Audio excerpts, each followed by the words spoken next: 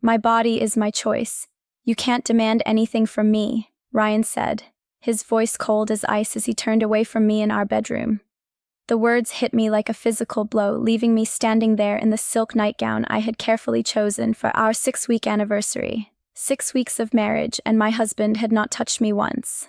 My name is Sarah Mitchell, and at 27, I thought I had found my fairy tale ending when Ryan Blackwood proposed to me last spring in Seattle, Washington. The wedding had been everything I dreamed of, a beautiful ceremony at the prestigious Olympic Hills Country Club, surrounded by friends and family who celebrated what they believed was the beginning of my happily ever after. But as I stood in our bedroom that night, watching my husband's rigid back as he pretended to read his phone, I realized that something was terribly, devastatingly wrong. "Ryan, we're married," I whispered, my voice barely audible. "I'm your wife. I just want to understand why you won't even hold my hand, let alone—" "Don't finish that sentence," he snapped, finally turning to face me. His blue eyes, once warm and loving during our courtship, now held nothing but annoyance. "I told you my body belongs to me. Marriage doesn't give you ownership over it. You need to respect my boundaries." The word boundaries felt like a slap. During our 8-month courtship, Ryan had been affectionate, romantic even. He would pull me close during movies, kiss me goodnight after dates, and hold my hand as we walked through Discovery Park. But the moment we returned from our honeymoon in the San Juan Islands, a honeymoon where he had claimed exhaustion every single night, everything changed. It was as if a switch had been flipped, transforming the man I married into a stranger who flinched whenever I came near him. "This isn't normal," I said, my voice gaining strength. "Married couples are intimate. They share a bed. They touch each other. Normal?" Ryan laughed bitterly. "You want to talk about normal? Normal is respecting your partner's choices. Normal is not pressuring someone into physical contact they don't want." I stared at him, feeling the ground shift beneath my feet. His words were technically correct. Consent mattered. Boundaries mattered. But something felt deeply wrong about the way he wielded these concepts like weapons against his own wife. The Ryan who had courted me, who had whispered sweet words about our future together, who had seemed desperate to marry me, had vanished completely.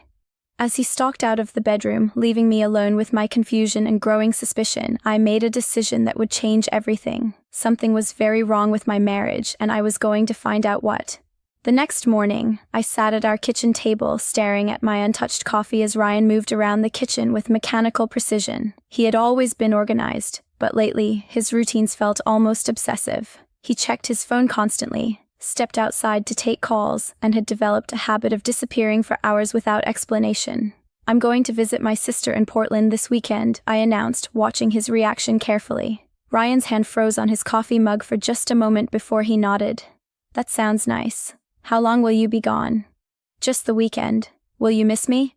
I asked, testing the waters. He shrugged without looking at me. "I'll manage." The casual dismissal of my absence should have hurt, but instead it confirmed what I had been suspecting. Ryan seemed relieved whenever I left the house. During our courtship, he had hated when business trips separated us, even for a day. Now, he practically encouraged my absence. I studied his profile as he scrolled through his phone.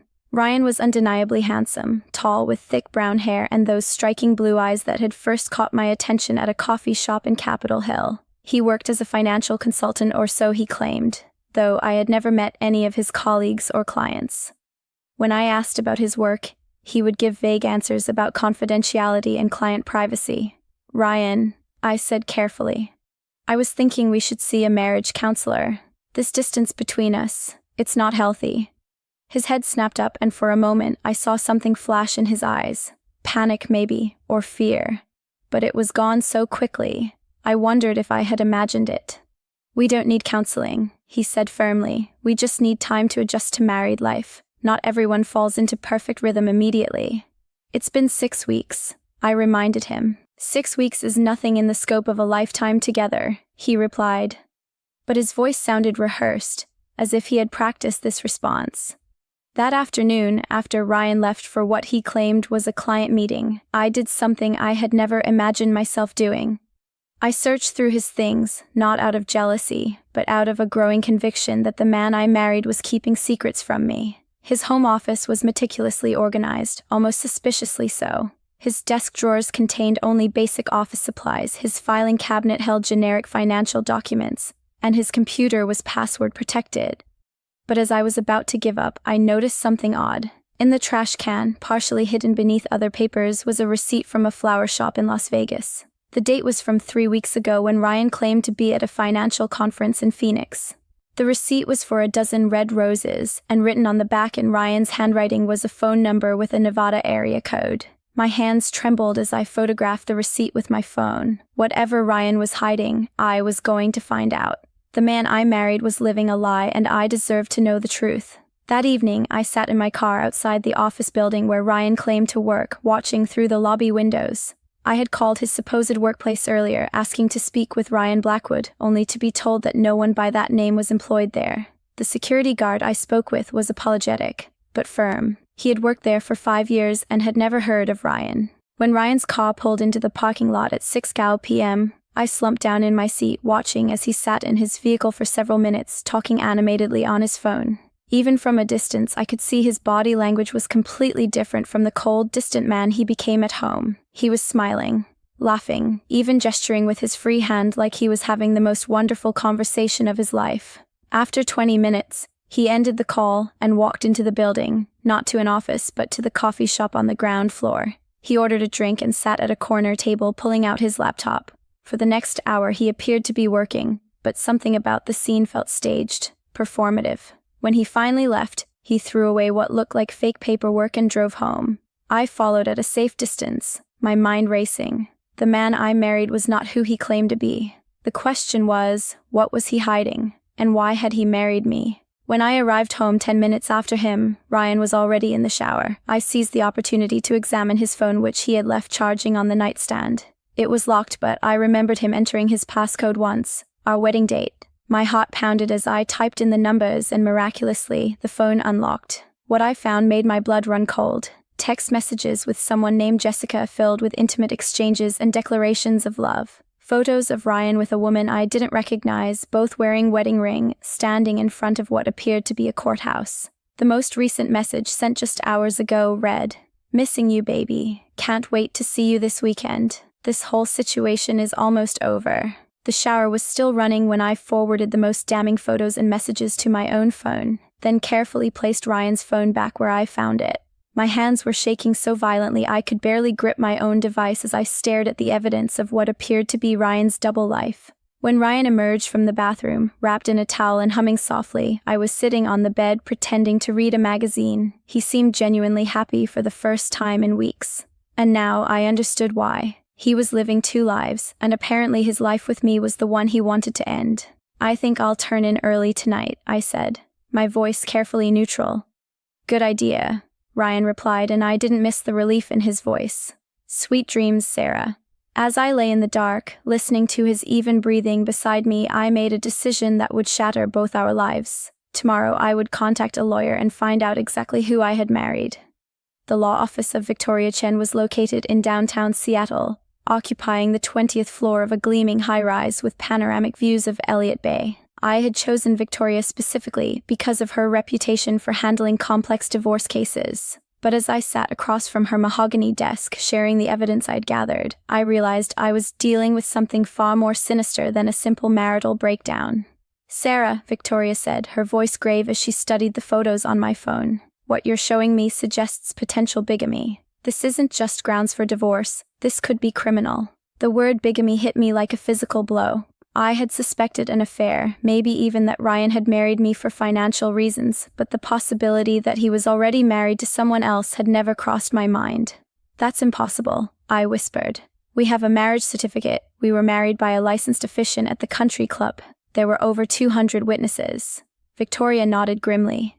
"Your marriage is legally valid on your end, which makes Ryan's situation extremely problematic if he's already married to someone else. Bigamy is a felony in Washington, punishable by up to 10 years in prison." She reached for her phone. "I'm going to recommend we hire a private investigator immediately. We need to determine if this Jessica person is actually Ryan's wife, and if so, when and where they were married. If their marriage predates yours, then your marriage is void and Ryan has committed a serious crime." Within hours, I found myself in the office of Detective James Sullivan, a former police officer turned private investigator who specialized in marriage fraud cases. He was a compact man in his 50s with sharp eyes and a direct manner that immediately put me at ease. I've seen cases like this before, he said, making notes as I recounted my story. The pattern is usually the same. The perpetrator researches wealthy targets, courts them quickly, rushes into marriage, and then tries to access their finances before disappearing. The lack of intimacy is a red flag. Many of these fraudsters avoid physical contact because it complicates their exit strategy. But Ryan seemed so genuine when we were dating. I protested. He was romantic, attentive. He seemed to really care about me. Detective Sullivan looked at me with something approaching sympathy. These people are skilled manipulators, Sarah. They research their targets extensively, learn their interests, their backgrounds, their vulnerabilities. They become whoever they think you want them to be. He pulled out a contract. I need you to understand that what we might discover could be very painful. Are you prepared for the possibility that everything about your relationship was a lie? I thought about the past 6 weeks of confusion and rejection, about the cold stranger sharing my bed, about the phone calls and mysterious absences. Whatever the truth was, it couldn't be worse than the uncertainty I was living with. I need to know, I said firmly. Whatever it takes. Detective Sullivan nodded and began outlining his investigation plan. He would start by running comprehensive background checks on Ryan Blackwood, searching marriage records in multiple states, and attempting to identify and locate Jessica. He would also investigate Ryan's claimed employment and financial history. One more thing, he said, handing me a small recording device. If Ryan makes any admissions or threats, we need them on record. Washington is a one-party consent state, so you can legally record conversations you're part of without his knowledge. As I left the detective's office, the small recording device felt heavy in my purse. I was about to embark on an investigation that would either save my marriage or destroy it completely. But for the first time in weeks, I felt like I was taking control of my situation instead of being a passive victim of Ryan's manipulations. That evening, I watched Ryan across the dinner table, studying his face for any sign of the man I thought I had fallen in love with. He seemed relaxed, almost cheerful, making small talk about his day while I mechanically ate my salmon. Every smile, every casual comment, every moment of apparent normalcy now felt like an elaborate performance designed to deceive me. When he excused himself to take a phone call in his office, I turned on the recording device and followed him, positioning myself outside the door. I know, baby, I miss you too. Ryan's voice carried through the thin office door, tender and loving in a way I hadn't heard since our honeymoon. This whole situation is more complicated than I expected, but I promise it'll be over soon. I pressed closer to the door, my heart hammering as I listened to what was clearly an intimate conversation with another woman. No, she doesn't suspect anything, Ryan continued. She's actually making it easier by pulling away herself. I think she's planning to file for divorce, which would solve all our problems. Once the papers are signed, I can access the trust fund and transfer everything before she realizes what happened. The casual cruelty in his voice made my stomach lurch. He was talking about me like I was nothing more than a business transaction, a problem to be solved. The prenup was a stroke of genius, he continued. She was so in love she barely read it. If she files for divorce within the first year, she gets nothing, but I get half of any assets she brought into the marriage. That includes the trust fund her grandmother left her. I had to grip the door frame to keep from collapsing. The prenuptial agreement Ryan had insisted on, claiming it would protect both our interests, was actually designed to rob me blind. He had manipulated me into signing away my own inheritance. I love you too, Jessica, Ryan said, his voice dropping to an intimate whisper. Tell me about your day. How was work? For the next 10 minutes, I listened to Ryan have the kind of loving, attentive conversation I had desperately craved from him. He asked about Jessica's job as a nurse in Las Vegas, remembered details about her colleagues, made plans for their weekend together. He was everything to her that he refused to be to me. When he finally ended the call, I crept back to the living room and turned off the recording device, my hands shaking as I processed what I had just learned. Ryan hadn't just married me while already married to someone else. He had orchestrated an elaborate fraud designed to steal my inheritance. The prenup, his rejection of intimacy, even his encouragement of my independence, it was all part of a calculated plan to rob me and disappear. The next morning, while Ryan was supposedly at work, Detective Sullivan called with his preliminary findings. I have good news and bad news, he said. The bad news is that Ryan Blackwood married Jessica Wilson in Las Vegas 8 months ago, 2 months before he proposed to you. Their marriage is fully legal and documented. My worst fears were confirmed, but Detective Sullivan continued. The good news is that this makes your case straightforward. Ryan committed bigamy when he married you, and the evidence you recorded last night proves intent to commit marriage fraud. We have enough to file criminal charges and void your prenup based on fraud. What happens now? I asked, feeling strangely calm despite the magnitude of what I had learned. Now we set a trap, Detective Sullivan said. Based on the conversation you recorded, Ryan is planning to access your trust funds soon. We need to catch him in the act. Are you willing to let this play out a little longer to gather more evidence?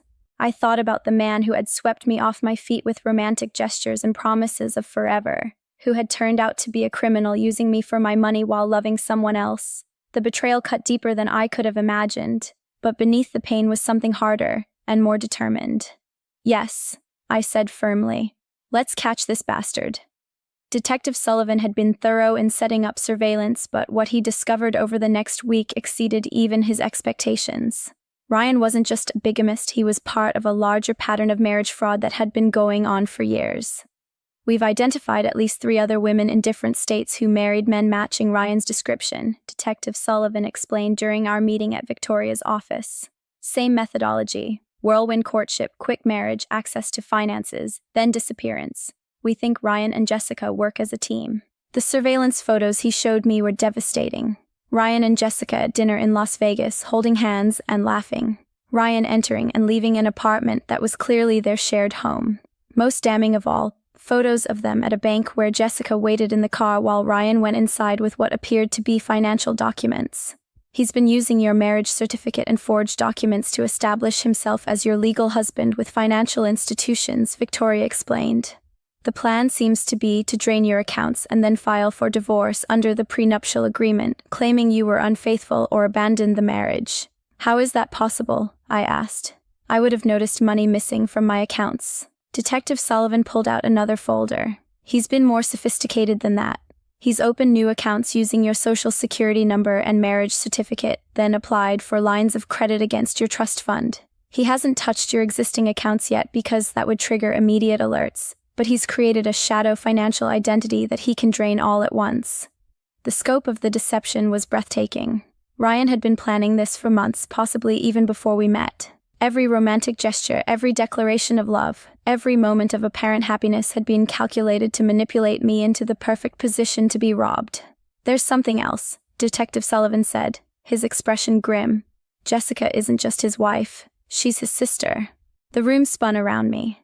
Jessica Wilson was born Jessica Blackwood. They've been running marriage fraud schemes together for at least 5 years. She provides legitimacy to his operations by playing the role of the devoted wife back home while he targets wealthy women in other states. I felt physically sick. The intimate phone calls I had overheard, the declarations of love, the romantic photos, it was all part of an incestuous criminal partnership that made my skin crawl. Victoria leaned forward. Sarah, we have enough evidence to destroy them both. Ryan will face federal charges for mail fraud, wire fraud, bigamy, and identity theft. Jessica will be charged as an accomplice, but we need to catch them in the act of actually accessing your funds. How do we do that? Detective Sullivan smiled grimly. We give them what they want. You're going to file for divorce just as Ryan hopes, but instead of using his prenup to rob you, we're going to use it to trap him. The plan was elegant in its simplicity. I would file for divorce, citing irreconcilable differences, playing the role of the heartbroken wife who just wanted out of the marriage. Ryan would feel confident that his plan was working and would move quickly to access the financial accounts he had set up. Federal agents would be waiting for him. Are you ready for this? Victoria asked. Once we set this in motion, there's no going back. Ryan will be arrested, and the truth about your marriage will become public record. I thought about the past 2 months of confusion and rejection, about the elaborate lies and manipulation, about the trust fund my grandmother had left me being used as bait in a criminal scheme. I'm ready, I said. Let's end this charade once and for all. The King County Courthouse was bustling with activity on the morning I filed for divorce, but I felt strangely calm as I walked up the steps with Victoria beside me. Detective Sullivan had positioned himself across the street, ready to alert the federal agents once Ryan took the bait. I had served Ryan with divorce papers the night before, playing the part of the devastated wife who couldn't handle the distance in our marriage any longer. His reaction had been perfect. Surprise, hurt, and then resigned acceptance that made my skin crawl with its falseness. "I'm sorry it's come to this," he had said, pulling me into what I now recognized as a calculated embrace. "I know I haven't been the husband you deserved. Maybe some time apart will help us both figure out what we really want." The recording device in my pocket had captured every lying word. Now, as Victoria filed the paperwork that would officially dissolve my sham marriage, my phone buzzed with a text from Detective Sullivan. "He's moving. Entered First National Bank downtown with Jessica. Federal agents in position." My heart raced as I imagined Ryan finally making his move, probably feeling confident that his plan had worked perfectly. He thought he was about to walk away with my inheritance while leaving me with nothing but a fraudulent prenup and a broken heart. "It's done," Victoria said, handing me copies of the divorce filing.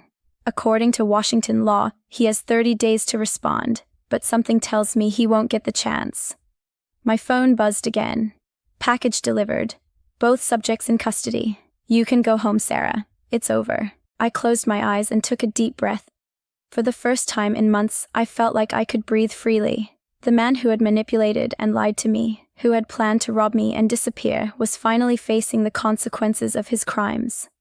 The arraignment hearing was held 2 weeks later in federal court, and I sat in the gallery watching as Ryan and Jessica were led into the courtroom in orange jumpsuits and shackles. Ryan's confident composure had completely crumbled.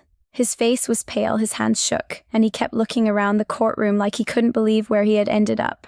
The defendants, Ryan James Blackwood and Jessica Marie Blackwood, are charged with conspiracy to commit mail fraud, wire fraud, identity theft, and bigamy. The prosecutor announced. The government alleges that the defendants operated a criminal enterprise targeting wealthy women for fraudulent marriages designed to steal their assets. When Ryan's eyes found mine across the courtroom, I saw the exact moment he realized that I had known about his scheme all along. The shock on his face was quickly replaced by something closer to panic as the full weight of his situation hit him. "Your Honor," Ryan's court-appointed attorney said, "my client maintains his innocence and requests bail consideration." The prosecutor stood immediately. "Your Honor, Mr. Blackwood is a flight risk who has demonstrated a pattern of creating false identities and fraudulent financial relationships.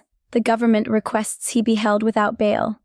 Jessica sat beside him, tears streaming down her face as she realized their criminal partnership was over. The intimate phone calls, the romantic photographs, the elaborate deception that had been their livelihood. It was all evidence now, proof of a disturbing criminal conspiracy that would put them both in prison for years. The judge's voice was stern as he denied bail for both defendants.